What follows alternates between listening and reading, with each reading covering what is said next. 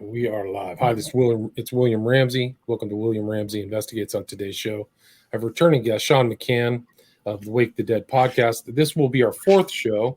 Our original show was Roman Polanski's Ninth Gate. Then we did two-hour shows on Eyes Wide Shut. It really took 4 hours to go through all that, and there's a lot more too. But we're going to try to do Rosemary's Baby. And there's a lot in this. I watched a little bit of it last night and noticed some things that I didn't notice before. And I have also studied, I put part of Rosemary's Baby in my documentary called Hollywood, just because of some of the Easter eggs or little things there when the guy reaches over and pulls out Sammy Davis's book. Right. And also has the sexologist, what is his name? Kinsey's book next to it. Who's also Crowley affiliated and Rockefeller affiliated. Psycho. Total maniac. And you can read about him. I think I covered him in Children of the Beast. The real story of that guy, you would never want him around anybody, let alone kids. Like, he's a total monster. And so I'm delighted to have Sean back. So Sean, welcome back to the show. Thank you for inviting me again. It's a pleasure to be back, William. Thank you so much. I had great reviews for all the research you did on Eyes Wide Shut. People wonderful. Were amazed. So I think, if the past is precedent, this will be very interesting. There's a lot in Rosemary's Baby. You can talk about it, but stuff I noticed in the second view, I've watched it many times, but one of the things I realized, which we can talk about, but Guy is in on it from the beginning. Yes. So, anyway, The original character that they wanted to cast was blonde-haired guy with blue eyes, and they changed it to a dark-haired guy. Looks kind of Jewish with a big nose. I don't know if that has anything to do with it, but they changed it to the dark hair, dark skin. He seems like he's very, he's an actor. He's lying to her constantly, and explaining off, I raped you last night because I didn't want to miss baby night, and like, what kind of person does that? It was like I'm not accusing thing. Like, right. I'm just saying, like, they had to, they didn't want him to be like the wholesome. They wanted it to have like a little bit of a darker bent. Like he's prone to that, that kind of thing. Yeah, Cassie, there's a lot of backstory in this whole thing because obviously it's Roman Polanski, and then it's Sharon Tate, and she was in Eye of the Devil, right? So that was which totally saying, like, do you believe in magic? Yes. She's got all kinds of the necklaces like they have in this movie, and then she dies by a bunch of psychotic, MK Ultra influenced cultists who like the Process Church. It's unbelievable. Yes, like the real backstory. Right. And we were talking in the pre-show too that the intro scene takes place at the Dakota, right? So this is 10 years before John Lennon gets shot. I don't know how long John Lennon lived at the Dakota, right off of the Central Park in Manhattan. I think it was 73. So right after this movie was made, but then you can see the entryway arch, and that's exactly where John Lennon got shot. Right. By supposedly Mark David Chapman. Right. Reading and Catcher in the Rye.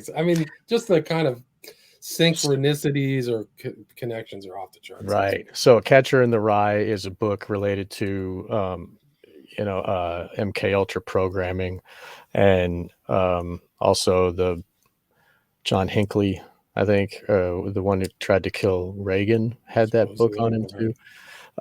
So there's that, which it's kind of it's like a little bit of a rabbit hole. But the fact that the book that is in this movie, titled All of Them Witches, that was given to Rosemary by Hutch, her good friend, that book describes how Adrian Marcato, the Satanist that conjured the living devil, that person was attacked and killed in the in the lobby, supposedly, but she learns in the book that it happened right outside, exactly where John Lennon was killed.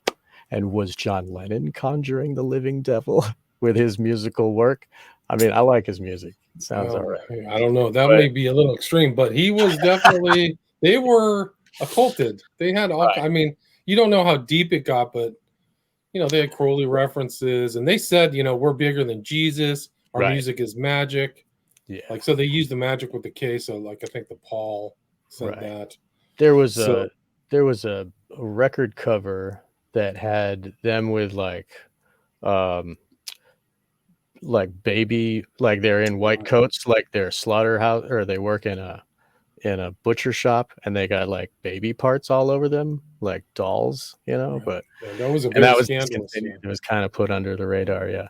And there's a baby theme in this. Like, they say that they found a baby at I forgot what they renamed the right, at apartment. the Bramford, they call it Bramford, Black Bramford. We lost the Black Bramford, dead infant found in 59. That's right. Yeah, so exactly, wrapped in newspaper. yeah. And so the fact that the lobby and this dude was conjuring the devil, maybe in a sense what I meant was he's like that music of the Rolling Stones and the Beatles, and ever since 66, year one, it's been, it's bringing the satanic into society. It's not like actually engender, it's not like creating a living being that's the devil, but it is putting the satanic. It's like the birth of the child, like Crowley would say, the birth of the child or something like that. The new aeon of Satanism in culture, Right. Right. And it was written by Ira Levin, who's written all these other books too. Stepford Wives, Boys from Brazil, Kiss Before Dying. So Boys from Brazil was the one where they cloned Hitler. But yeah, so Ira Levin said some. Yeah, the Stepford Wives is it's another slavery thing where the woman is a slave to their husband, but then it's a robot even further. Like with this movie, they have to hold her down and give her injections, because she has a will of her own and she doesn't want to help the cult. Well, that's an excellent theme, right? That's a very important theme, is that she's actually being enslaved and not knowing it, and then at the end she flips, right? Yes. So he's playing her the whole time. Guy's playing her the whole time. Yes. And once you watch this movie that her husband's playing her, it takes on a completely different tone, because you can watch it, and the interpretation is that they're kind of hapless people, but there's backstory that indicates that Guy knows what's going on from the beginning. Right. Yeah, we on first watching, you when you first watch it, you identify with the characters, and they're just a young couple just like us, with you and your date at the movie theater, and you wouldn't think that anyone would do such a thing, Right. and then you hear about how Guy is happy that he has gotten this part, even though his opponent or whatever, the other Baumgart went blind. Yeah. Baumgart. Yes. He was stricken with blindness, and he was happy. He was happy to do so. And then at the party, they were talking about, is he still blind? And he was just like, I got to get out of here. He doesn't recognize the immorality, or if he does, he avoids it. And, he's completely amoral. And that's why it's so easy for them to capture his, like, hey, let us use your wife to make the devil's baby, and we'll make you a famous actor. And he's like, oh yeah, okay. I'm moving into the Dakota. I'm moving into the what is it called? What you call it? The Black Bramford. Yeah, exactly. So if you remember, people who don't remember the show, we're going to show some pictures too. Sean has sent me some pictures, but this is kind of just a synopsis of the entire film. But at the intro, they're taking over a apartment from somebody who's passed away. Right. And in there are hints that are gone through the whole book. She was making herbs. So she had an herb garden inside there, which is a theme of the whole thing, that they're giving her herbs and tannis root and all that stuff. Yes. So that indicates that this person whose apartment they're moving into, was somehow affiliated. Sean's position is that she was affiliated, wanted to get out, and was killed, just like Hatch was killed, right? Eventually. Right. Yes, I think like when they're showing the apartment, all the old furniture is still there, and she walks over to a secretary's desk and she sees a note written in handwriting that says, "I can no longer associate." And then you see that the bureau or the dresser was pushed in front of that door, the closet door. That's because she's blocking herself off. She's trying to not associate with the Castevets, and then she's stricken in a coma. And then we read later in the book when Rosemary buys a book about witchcraft, she reads that the coven can focus their mental powers to strike people with blindness, coma, or even death, which happened to Hutch. And so all So those you've three got things right. happen. So you've got blindness to Baumgart, coma to the woman whose place they took. I can't remember. And it is interesting because I think the apartment is 7B, right? Which is 72, which is fully a cult-like number. Oh, yeah. Like that is the 72 demons of the Goetia, the house. Right. And they're on the 7th floor. And they like it was an original 10 that was broken. And 10 is like, 10 is a combination of 1 and 0. And it's kind of like the DCAT is a perfect number, right? Because it's like whereas 11 is imperfect. But yeah, I mean, and there's weird things too. Like even the secretary that was pushed up against, I don't know how clever the costume or the production designers were, but there was like almost a double-headed motif that reminded me of the chair in Eyes Wide Shut, because you saw this little curl. And also on the floor, there was like a pedo symbol. It had that weird curl or whatever. If you see, I think I have. Wow. Okay. I don't know. I missed those. Like that's I don't great. know how intentional this is, Mm-hmm. but like right here, so you see that. I don't know if this is really a pedo symbol, but I thought that this was one. Let's see. So you can see right here. This is Guy. This is right at the beginning. Oh, so yeah. You see the bottom there? That's kind of that swirly thing. And then on the upper right, you can faintly see the 7B. That is outside of Epstein's little shrine, his little church there, his shrine thing that he's got on his island. He's got that same, I think it's Greek or something. But I always thought it was that inner curl or something. Mm-hmm. We have the triangle with that or that symbol. Could be wrong. I just that's interesting. But yeah. So yeah, and he, that dude, he is skeptical, and he's boring an eye hole, and it looks like he's boring it right into his head from this angle. It's like right. Oh, interesting. So it's got that perspective, right? Mm-hmm. Yeah. So here's these are Sean's screenshots. So this is the entrance to the Bramford, aka the Dakota. But that's where this area was, where Lennon was shot. Right. And we were talking in the pre-show. Mark David Chapman supposedly walked up to Lennon, shot him, and then sat down and waited. Like he didn't run away. If you know that, they didn't have to switch for him. That's very slaves. All of them do that. He sat down and read his book. Sat down and read his book. Yeah. And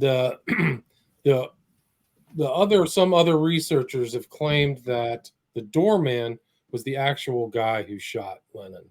And the doorman, I think somebody proved, was an anti-Castro Cuban.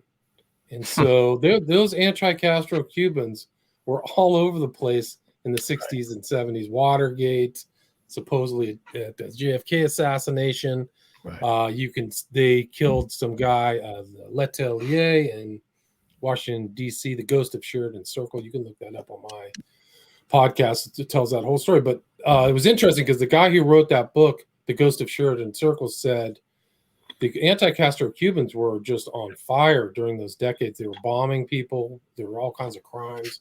Yeah. So sounds like there's a lot of forces around that are doing that kind of work for the the man or whatever, the society, the CIA and the MI6, and there's that just makes more sense because it's always been like that. Now they're in Eastern Europe, and before they were in they're in the Middle East and Right. they're always stirring trouble. They want to have that one world government. We don't need to get into that though. So yeah, I kept this picture because I figured it has an occult symbolism to it.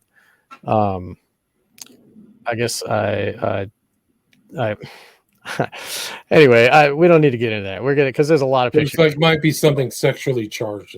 Yes, there's that. Yes, and I mean, it's obviously they look like yonis, and it's it's like fertility and the green, and it's exploding up from the green. I just wanted people to see that. We can keep moving. There are fountains that are totally perverse in Europe. Somebody was clearly had an inside thing going on where they had themes that were really dark. Yeah. So this is, if you know about elevators, elevators are a satanic symbol, and she's trapped inside a rhombus. A rhombus is a male symbol, and like she's trapped in this box now, and it says the smallest apartment was a 9, and a 9 is another satanic number. So it's like this is her first entrance into the place, and they enclose her in this box. Now she's trapped. Right. And the doorman, the African American guy, appears in her dream. Right. So yep. He says, "You better go down below." Right. And that's when you look at this, that from the very beginning, she's being walked into this whole process by Guy.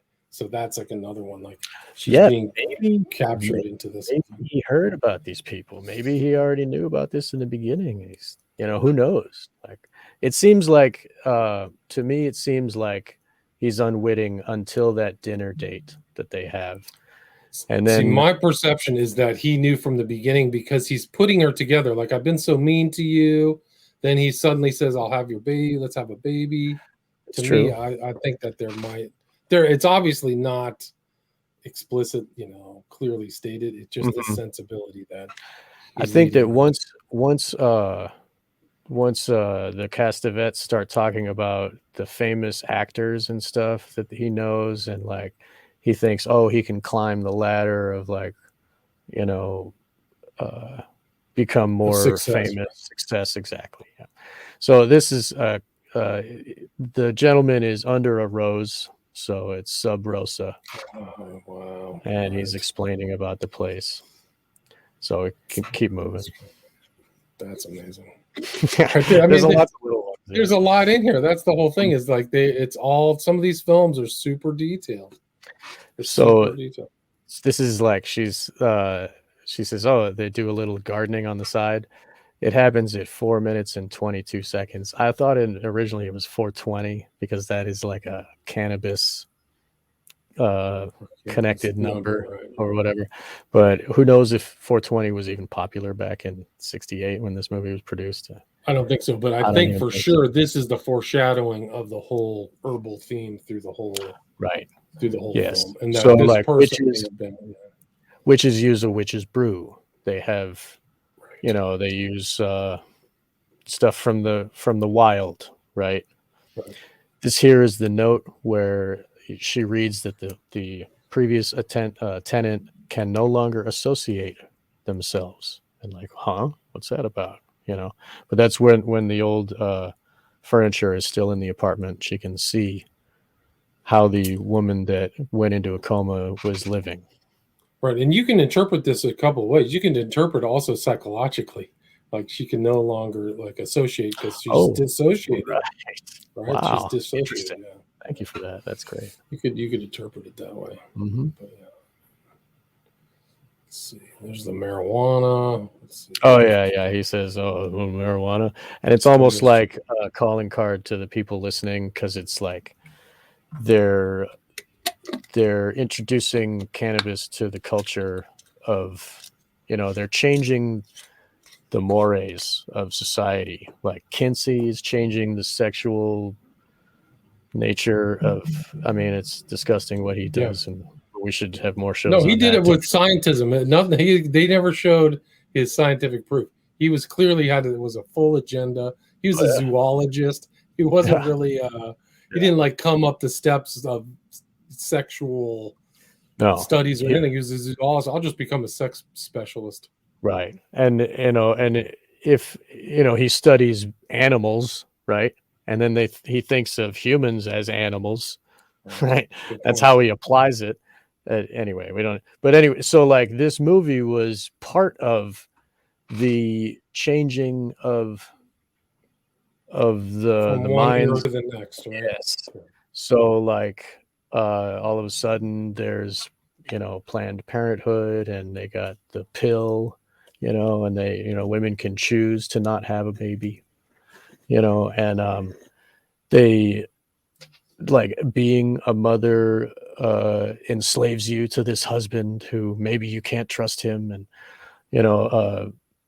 when she's pregnant, the baby is like making her feel pain and sickness, and like it very much like turns off any woman who is thinking about maybe I might get pregnant, and they go to the movie theater. What's this Rosemary's Baby about? Oh, I don't know. And the poster is real vague.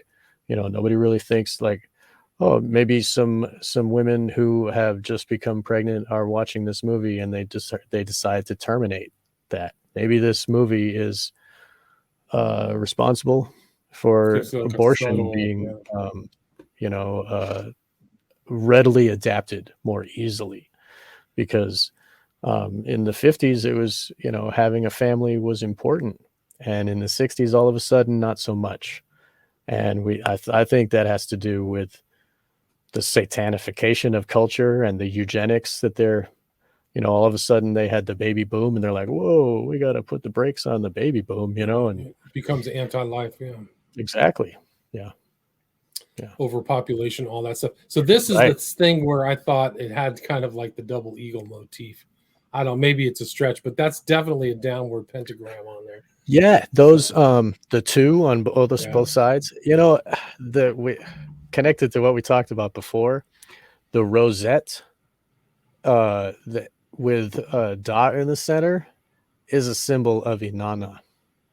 So Inanna, the priestess, the goddess of fertility,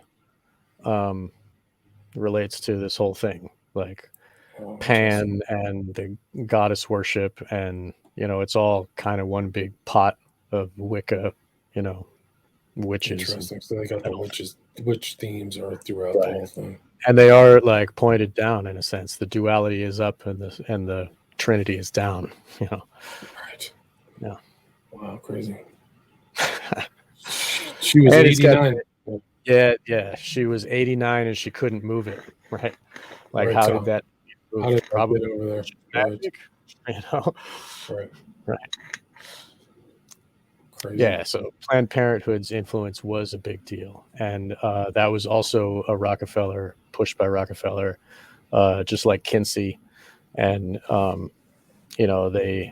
Rockefellers gave Kinsey tons of money, like crazy amounts, like millions of dollars, not to do all kinds of just lunacy. Like, and think about what Planned Parenthood still gets, like, and all those NGOs like United Way promises to give 20% of all of their proceeds, and Bill Gates's mom is like the head of, or the leader of the board of the United Way, and that's where she met the IBM guy. He's also part of that United Way, and then she got Bill Gates a job with the IBM guy who she's friends with at this Planned Parenthood giving. I'm sure it's all that's their cover story, right?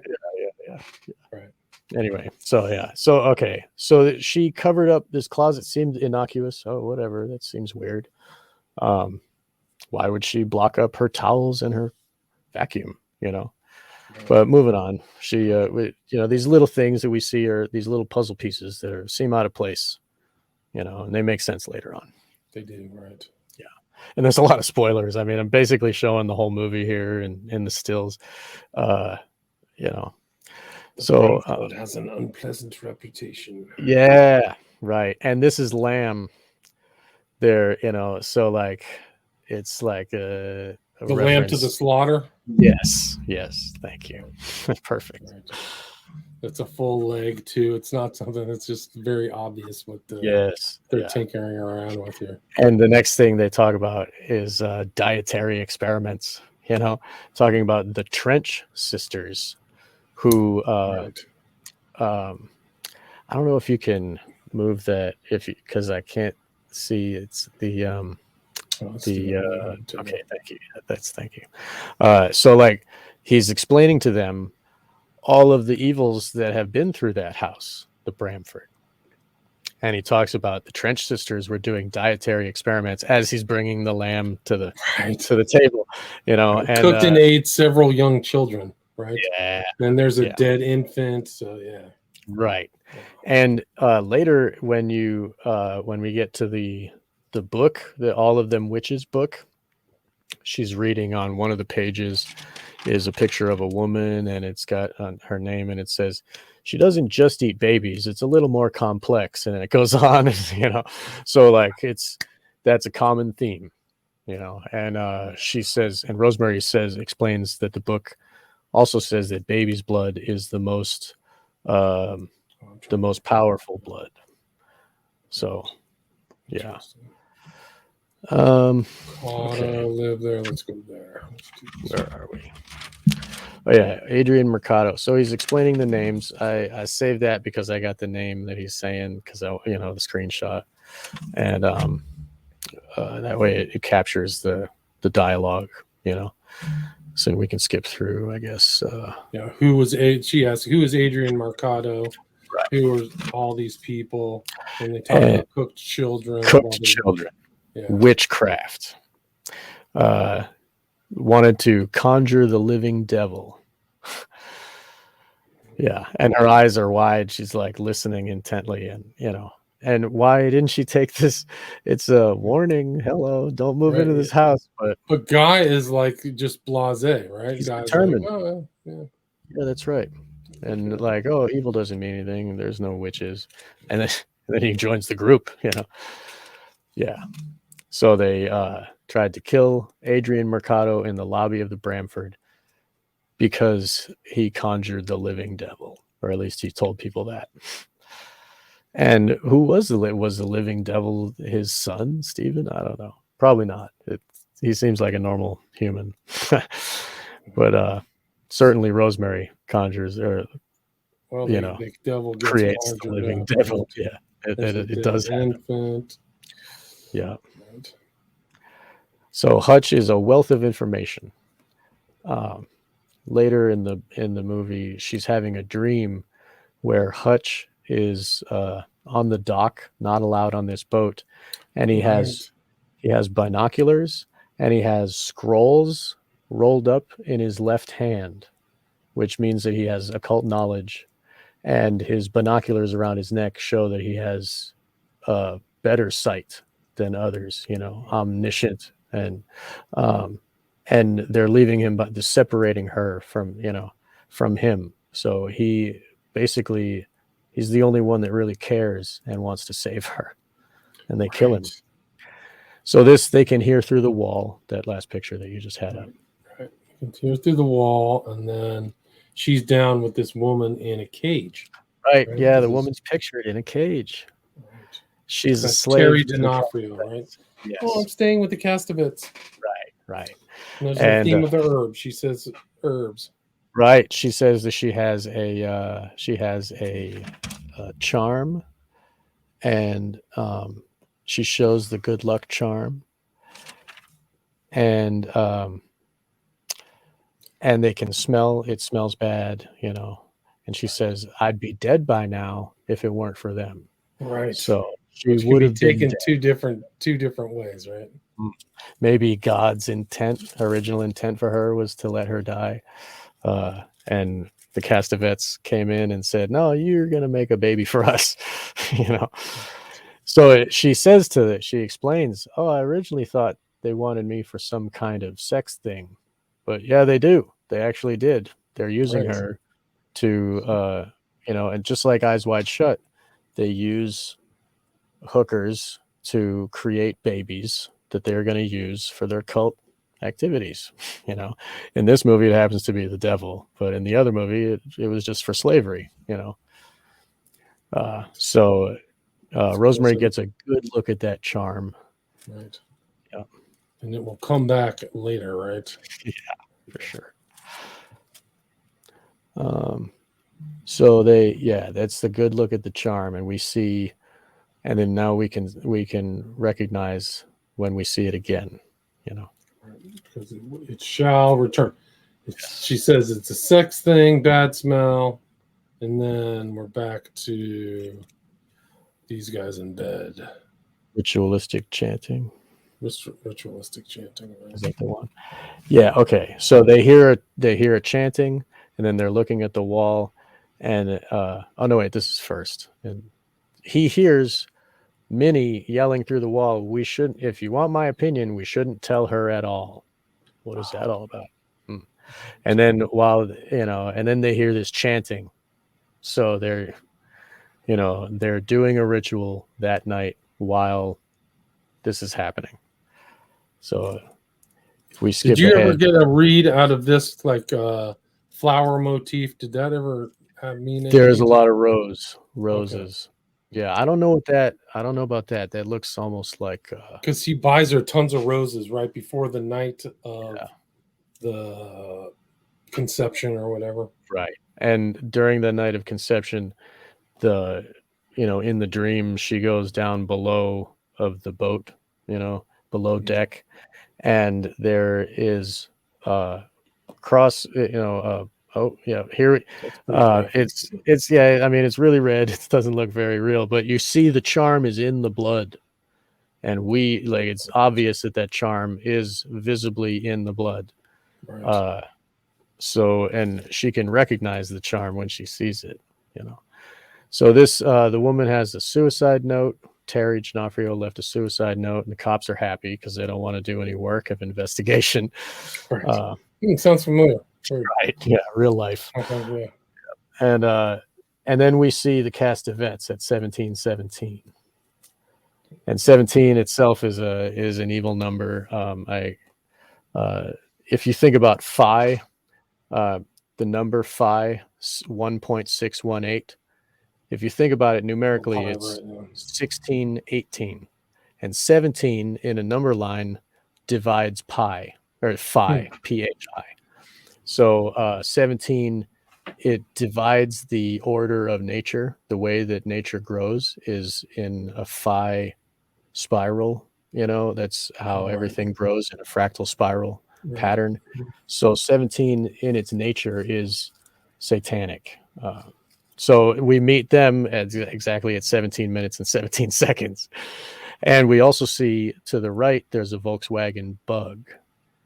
And then if we skip ahead to the next, there's two bugs right next to each other. Another bug. Exactly. Wow, yeah. So that is significant. They want us to see the bug. And she hit the bug. You see how it's dented on the top. Right. She landed on that car. So I think, and the Volkswagen Bug is related to those. There was a murderer that drove a Volkswagen. I forget. Yeah, it was. It was Bundy. Bundy drove a yellow Bug. Right. That was what made him so innocuous. He didn't look like a serial killer.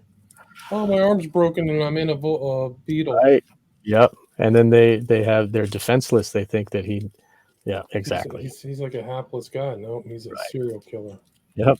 And that's the easiest trick, one of the easiest tricks in the book. So yeah, that they got their first look of Rosemary there, and so now she says some nice words, and they are meeting for the first time supposedly, right? And I think that might be true. I think that they might be meeting for the first time. Gotcha. So this is warning on the ashtray. I didn't notice that. Right. Yeah, right after we meet them, the next scene, this says warning on right there next to it, and it goes from that shot and then it follows his arm. So it goes from the warning down to his hand, warning his hand, like it's gonna, that, and it's his left hand. So we understand that, the left hand path. Right. Interesting. So we can tell that his will be along with is warning his will, and then so she can hear the voice of many through the wall, so that influences the dream that she's having. I don't like people experience this all the time. If you hear something and it turns up in your dream, so that's what's happening. And they're little schoolgirls, right? And Minnie is yelling about how she wouldn't be open-minded because she's schoolgirl Catholic, right? And but that's also Rosemary is also a Catholic schoolgirl. She grew up in this. This is like a memory in her dream mixed together. Right. She's definitely like Catholic. She talks to the Father. Right. Am I forgiven? All this stuff. Right. And Catholics, if you ring, like, I don't want to offend anybody, but Catholics are basically like that practice of Catholicism is an extension of the fertility cults and Cybele, and like there's a lot of overlaps with paganism. Like right. It's throwing in the Virgin Mary, like it's almost like an inside joke. Yeah. And like they it's as if they like you can say you're celebrating Jesus. As long as you're celebrating and having that emotion, they can still reap it for their rituals that are also going on at that time, where December 25th is Nimrod's birthday. It's like it's not really. Anyway, there's a lot going on. We don't need to go down there. There's a lot. Yeah. I mean, you can go to the St. Peter's Church, and right out in front is a solar phallic design. That's right. Yeah, that's St. Patrick's needle. Right. Yeah. Well, it was stolen from Egypt. Right. Stolen from Egypt by Caligula. Right. Yeah. So you want that on what your a church? guy. Yeah. What a guy. What a guy. Right. So I mean, basically, the whole the whole thing that they were fighting the Jews with, and that war with the Jews since before Jesus was born, was the Jews didn't want to worship the Caesar. And Rome said, you must worship him like a god. And they're like, no. And then that's why all that. So if they could convince them to worship somebody and let them think whoever it is, whoever you think it is, that's fine. Just worship it, And I think that's why they just put the Christian garb, or, the Christian trappings on the pagan religion that they've always been worshiping. It's always been, Babylon, the old religion. In the old empire, really, the Roman Church operated like the Roman. It's a Holy Roman Church. Right. It operated like the Roman Empire in a lot of ways. Competitors were squashed. Same thing. It is this. It's just an extension. Yeah. And when you go down that rabbit hole, you'll see it. You'll see that it's only the same, and that it's they took over the temples of the old temples. They made them Christian all of a sudden. Yeah. So like it's easier for the pagans to assimilate into the Christianity, but also it makes it takes over all of those pagan religions, and now it's Catholic. Now it's all one, and we are the hierarchy that rules it. Go look at the conquest of New Spain, or what Mexico today. Right. All of those churches are on either pyramids or some kind of pagan thing. Yes. So the Roman Church has moved right in and said, strip that. And Hernan Cortez knew what he was doing. Like that's how he got support from the Catholic Church, is because everything was going to be Catholic. Exactly. So, and it's really just a people like a people control system. Religion is just the mind control that they use to capture them and their will to follow the orders of the hierarchy. We take it for granted in the United States that you can kind of practice your own religion. It's not like that in other countries. No, in Mexico, they'll kill you. Yeah. And Protestants get a bad rap in Mexico. You are a Catholic and you do not leave. Like a lot of those countries, there is no tolerance for Protestantism, free thinking, Bible believing Christian. Like I'm not a Protestant either. I just don't agree with you. That doesn't work. That's not the way it Yeah. works in some of these other countries. Sorry. And That's if been a you look tangent. at the way that the Pope now is so progressive compared to past popes, like they have flipped their entire, like they used to have these moral rules, and now it's like anything goes, you know. As long as you're listening to the hierarchy, he can change his mind and it's cool. Like, Right. Well, it's it's interesting too to get off on that kind of Catholic Church tangent because the Pope is in the Catholic stuff is in this movie. He's yes, watching you. If you remember, he's totally exultant. Guy is that the Pope is in New York, right? He's at Madison Square Garden or right. somewhere. This picture here, it says no pope ever visits a city where the newspapers are on strike, because he's explaining that the Pope's job is to be, uh, you know, a puppet that wears fancy clothes in front of the people. And he says, like, don't worship him just because he says he's holy, you know. And that, you know, that makes sense. But he goes all the way to the other end, and he's the other end of the spectrum is Satanism, you know. I'd rather think for myself. Right, But so anyway, he's all, I was so brought up a Catholic. Now I don't know. yes, that's just what he wants to hear, because a Catholic has been ritually, like, the pagan religions are ceremonial magic, and that's what Catholicism is. And so, like, it's so she has gone through the ceremonies that are required for their cult too, because it's all the same evil cult, really. Uh, the cult of control and obedience, power and domination, you know.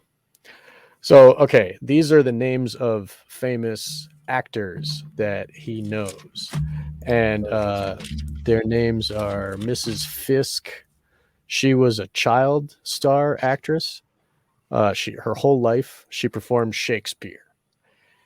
Johnston Forbes Robertson was the finest Hamlet of the Victorian era, more Shakespeare. Helen Modjeska, she specialized in Shakespeare, greatest actress in the history of theater in Poland, the leading female interpreter of Shakespeare on the American stage. And then later he mentions Sir Henry Irving, who was a knight, a Freemason, and like one of the most famous stage actors who controlled the entire production. So And these, he said he played a little Hamlet too, so it plays into Guy's character because he says right, that somewhere earlier. right, Like, I and did Hamlet. like if you look at Shakespeare, it's almost like an affront to the Christian Roman Catholicism. If you look at Titus Andronicus, you know, he makes fun of the cannibalism that is Catholic ritual ceremonies of, like, eating flesh and drinking Right. blood. And You're literally drinking when you eat the traditional Catholicism is you are drinking the blood and literally transmogrification, which is yes, you're eating the body of Christ.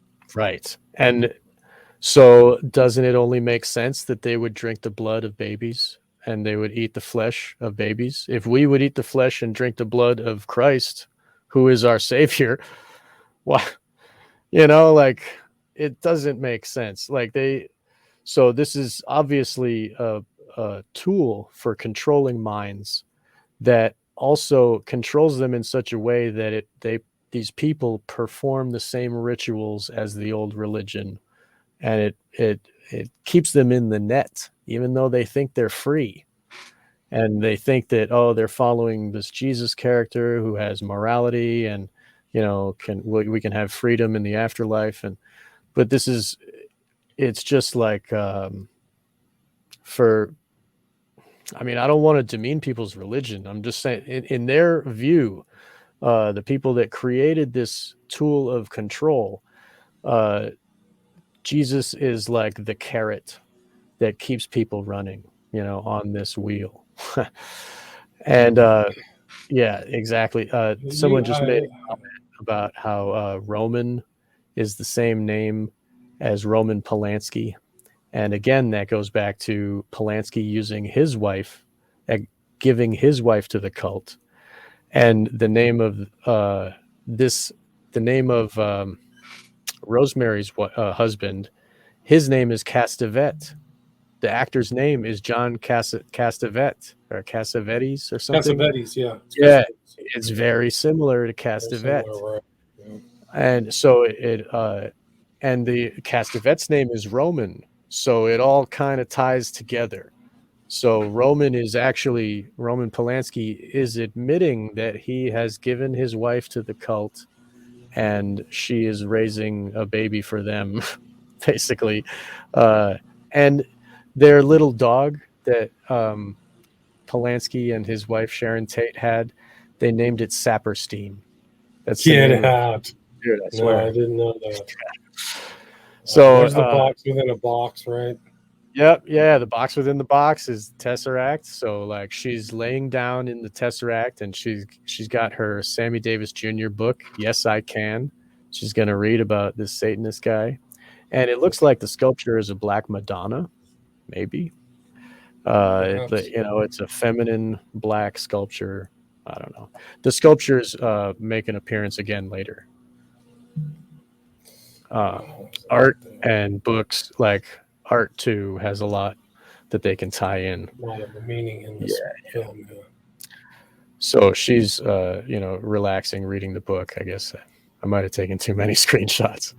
Sorry, we could skip through. Then they come over. Yep. All these people. This is another Laura Louise apartment.